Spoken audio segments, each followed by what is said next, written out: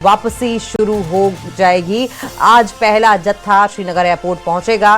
पहले जत्थे में 144 हज यात्री यात्रा पूरी करने के बाद वापस आएंगे।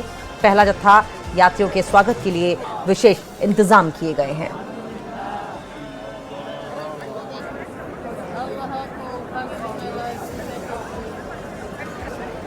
और इसी खबर पर और ज्यादा जानकारी के लिए हम रुख कर लेंगे, हमारे साथ सहयोगी आबिद भी जुड़ गए हैं।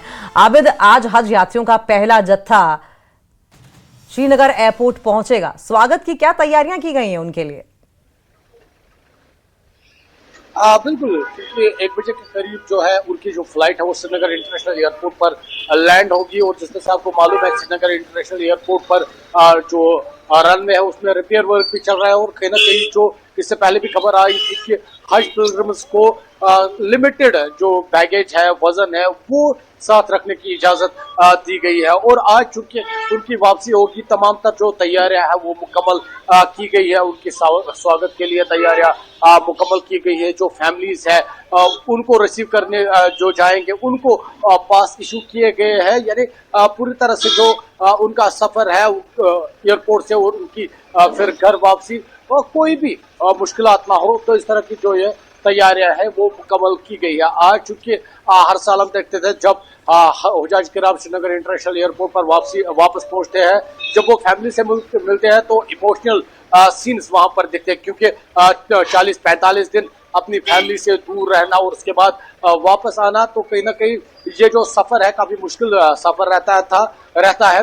और क्योंकि हुजाज किराम इस सफर में काफी थके हुए होते हैं और सरकार भी कोशिश करती है इनका जो सफर है, चाहे फ्लाइट के जरिए या दीगर, इनका सफर जो है आसान किया जाए। तो आज जो है श्रीनगर इंटरनेशनल एयरपोर्ट पर जब वो पहुंचेंगे, इनको कोई भी मुश्किलात का सामना न करना पड़े इन्हें चेकआउट करने में या इनका जो बैगेज है वो उठाने में। तो तमाम तर जो इकदाम है वो पहले से ही उठाए गए हैं। और आज जो इकदाम है, क्योंकि पहले से ही वहां पर वॉलंटियर्स भी उनको भी खड़ा किया गया है जो हुजाज किराम को अरावल से एयरपोर्ट के बाहर तक की जो है कंपनी देंगे और उनकी मदद करेंगे। जी आबिद, इसके अलावा कितने ऐसे परिवार हैं जो श्रीनगर एयरपोर्ट भी पहुंचेंगे? क्योंकि इंतजार तो उन्हें भी अपने परिवार वालों के वापस आने का होगा ना हज यात्रा से, उनमें कितनी एक्साइटमेंट है?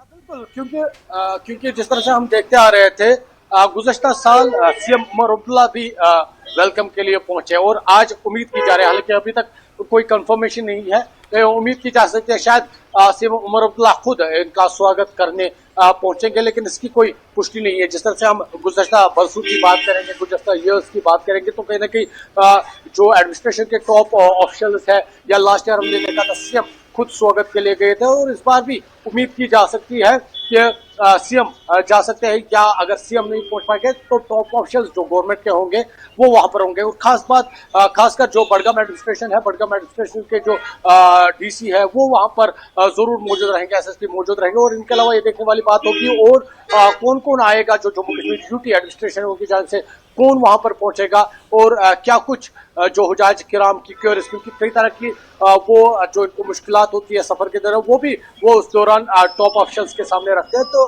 और अभी कुछ देर बाद ये कंफर्म हो जाएगा क्या सीएम उमर अब्दुल्ला वहां जाएंगे या कौन कौन ऑफिशियल वहां पर पहुंचेगा उनका स्वागत के लिए। ठीक है, बहुत बहुत शुक्रिया आबिद, आपका आप नजर बनाए रखें, आगे भी इस पर आपसे अपडेट लेते रहेंगे और उम्मीद है कि जमकर स्वागत किया जाएगा हज यात्री जब वापस आएंगे, अपने वतन वापस लौटेंगे हज यात्रा के दौरान। और इतने लंबे समय से अपने परिवार वालों से दूर रहने के बाद जब ये जो मिलने की खुशी होती है ये और ज्यादा बढ़ जाती है।